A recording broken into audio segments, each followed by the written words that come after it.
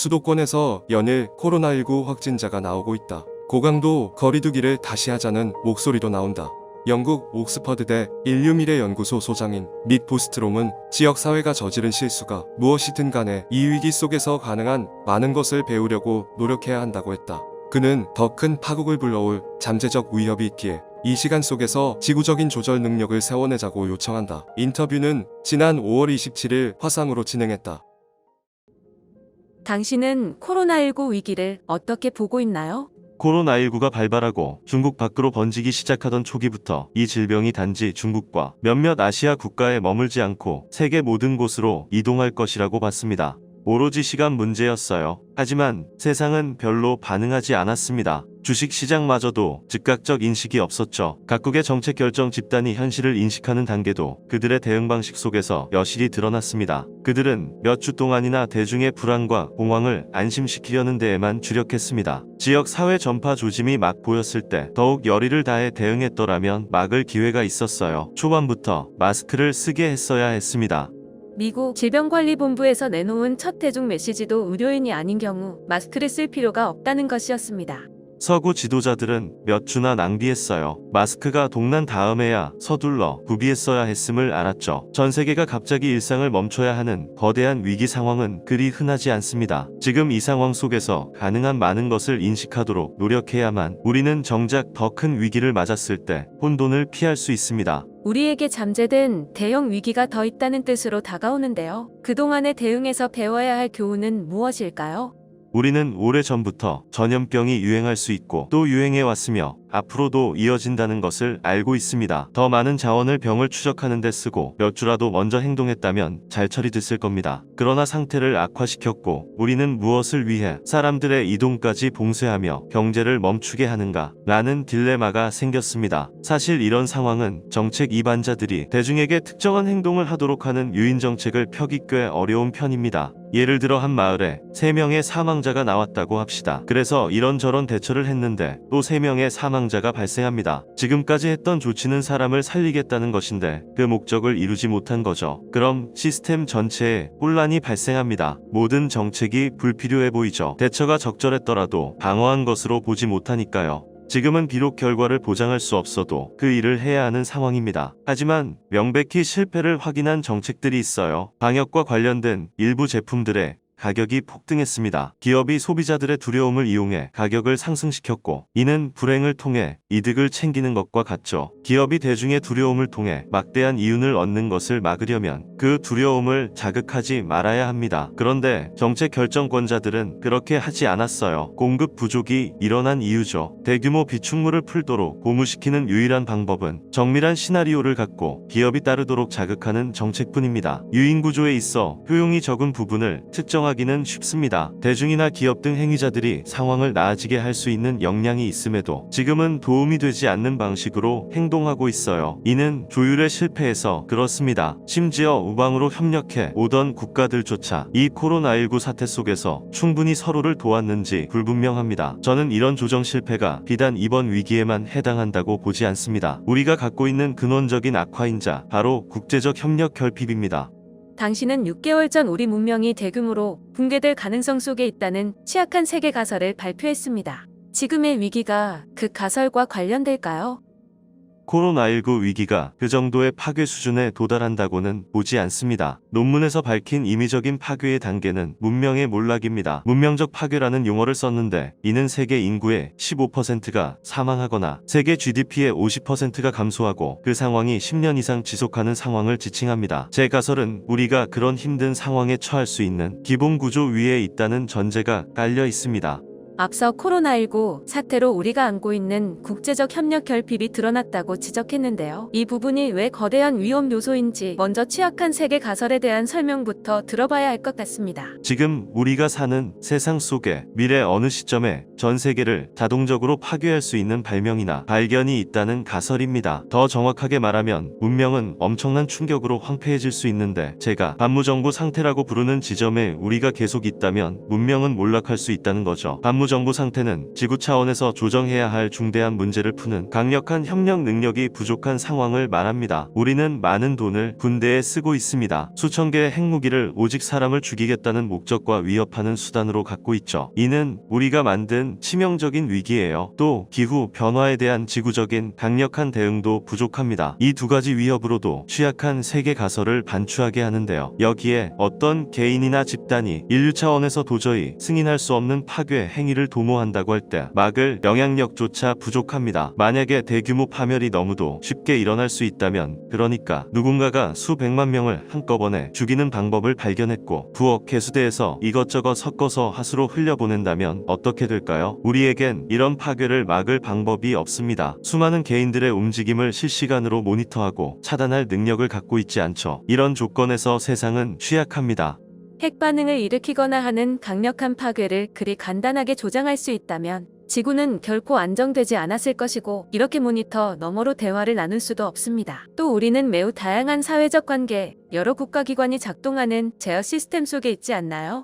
우리가 살아있는 이유는 하나입니다. 다행히 아직 개인이 도시나 국가를 손쉽게 파멸할 수 있는 무언가를 발견하지 못했기 때문입니다. 상황이 벌어지지 않았기 때문에 지구적인 조절 실패로 일어날 파국을 마주하지 않은 거죠. 항아리로 설명해 볼게요. 공이 가득 든 큰 항아리를 상상해 보세요. 공은 아이디어, 방법, 기술을 나타냅니다. 인류의 발명 역사를 이 항아리에 손을 넣어 공을 하나씩 뽑아낸 것으로 가정할 수 있어요. 지금까지 우리가 뽑은 공은 아주 많은 하얀 공과 축복인지 저주인지 모를 약간의 회색 공이었습니다. 아직 검은 공을 뽑지 않았죠. 검은 공은 그것을 발견한 문명을 파괴하는 기술입니다. 우리는 공을 뽑는데 능숙하지만 공을 다시 항아리에 넣는 능력은 없습니다. 우리는 발명할 수는 있지만 발명이 어떤 경로로 진행해 나가는 것을 막거나 아예 없던 일로 만들 수는 없습니다. 우리는 지난 세기에 세계대전을 2차례 경험했어요. 지금처럼 핵무기 시대였다면 지구온난화보다 더 파괴적인 상태에 처했을 겁니다. 세계가 지구적 문제를 해결하는데 실패하고 훨씬 큰 대규모 파멸에 이르는 상황 말이죠.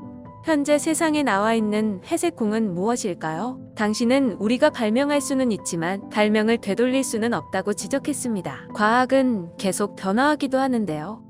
저는 우리 문명을 위협하는 현재의 요인들과 미래에 나타날 요인을 구분하고자 합니다. 먼저 지금 우리 안에는 있지만 현재로서는 미래의 위기를 유발할 가능성을 측정할 수 없는 요인을 보죠. 인공지능이 이에 해당합니다. 제 책 슈퍼 인텔리전스에서도 밝혔는데요. 인공지능은 초지능 기계로 전환될 가능성이 있는 매우 실존적인 위험 요소입니다. 이 세상에는 아직 초지능 기계가 없으니 지금은 제로 상태인 위험 요소죠. 하지만 우리가 살아있는 동안 인공지능은 거대한 위험 요소로 등장할 가능성이 매우 높아요. 저는 바이오 기술 또한 몇 년 혹은 몇십 년 안에 맞게 될 또 다른 거대한 위협 요소라고 봅니다. 이 사안에 대해 우리는 충분하게 집중하지 않습니다. 위험천만한 상자에 제대로 된 라벨도 붙이지 않고 아무렇게나 놓아두고 있는 격이죠. 100년 전에는 그 누구도 AI나 바이오 테크놀로지, 나노 테크놀로지, 심지어 핵무기라는 말조차 하지 않았습니다. 앞으로 몇십 년 안에 개념조차 제대로 인식하지 못한 채 개발에만 몰두했다는 후회를 할지 몰라요. 핵무기는 실존하는 엄청난 위협입니다. 새로운 무기 경쟁과 새로운 냉전이 나타날 수 있어요. 저는 우리가 미국과 소련 간 참혹한 냉전에 대해 벌써 잊어버린 건 아닌가 의문이 듭니다. 우리는 냉전이 절정에 이르렀던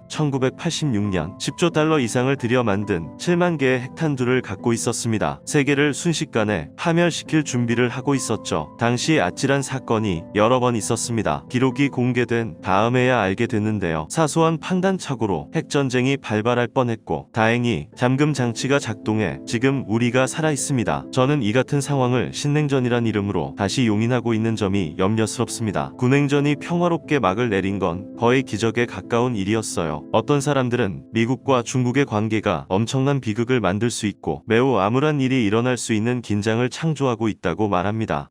지정학적 갈등이 작용하고 있죠. 한국 정부도 핵 문제를 풀려고 노력하지만 북한과 미국, 중국 사이에서 교차 국면에 있습니다. 이 문제는 코로나19 사태 속에서도 여전히 위기감이 상승하고 있죠.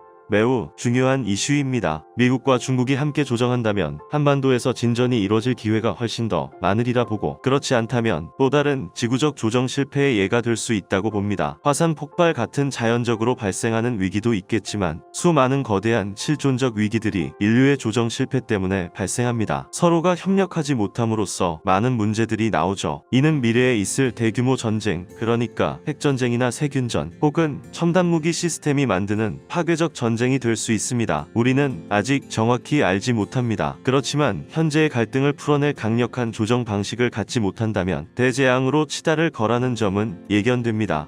지금의 팬데믹 대응에서 어떤 지구적 위기 대응 방법을 정립할 수도 있지 않을까요? 지금까지 코로나19 문제를 해결하는 데 있어 한국과 대만, 싱가폴 같은 아시아 국가들이 유럽 국가나 미국보다 훨씬 더 잘해왔습니다. 이는 우리에게 어떤 메시지를 전합니다. 제가 그동안 영국에서 팬데믹을 담당하는 사람들과 연락을 취해왔는데요. 초기에 제가 제안했던 것 중 하나는 한국과 대만, 싱가폴에서 팬데믹에 대응한 책임자들과 빨리 소통해 정보를 취합하자는 것이었습니다. 화상 통화라도 해서 구체적으로 어떻게 상황을 전환했는지 알아봐야 한다고 여겼죠. 다른 나라들도 이런 방식으로 모범 사례를 공유해야 합니다. 이 속에서 우리는 지구적 대응 방식을 학습하는 겁니다. 실패 또한 우리에게 다음의 기회를 제공해주는 자산이죠. 그런데 지금 지정학적 관점에서 많은 공방이 벌어지고 지구적 협력이 원활하지 않습니다. 이는 미래에 맞을 위기 대응에 실패할 확률을 높여주고 있어요. 코로나19 이후 새로운 경향에 대해 질문하고자 합니다. 한국에서는 언택트라는 단어가 유행하고 있습니다. 영어 단어로 만든 한국의 신조어인데요. 비대면 방식이 코로나 이후 새로운 일상 규범이 될 것으로 보는지요?